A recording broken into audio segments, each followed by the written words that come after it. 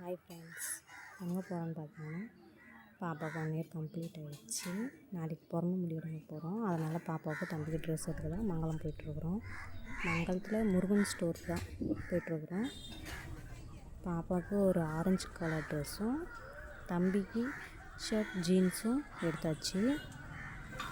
ஒரு 1 இயராக நாங்கள் குலதெய்வ கோயிலுக்கு போகல.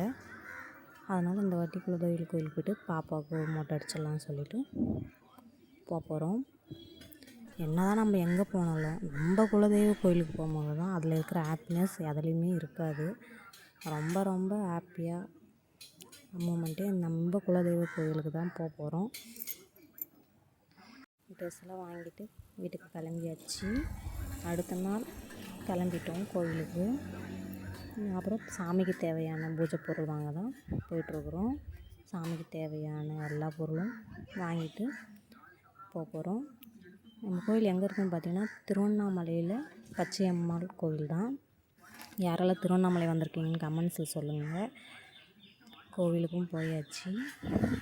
இங்கே தான் மொட்டை அடிக்கிற இடம் பாருங்கள். இங்கே தான் பொங்கல்லாம் வைப்போம். பாப்பா அழுவாங்கன்னு நினச்சேன், கொஞ்சம் கூட அழுகவே இல்லை. ரொம்ப அமைதியாக உட்காந்துட்டு இருந்தாங்க. குரங்கெல்லாம் பார்த்துட்டு அழகாக விளையாடிட்டு ரொம்ப க்யூட்டாக இருந்தாங்க.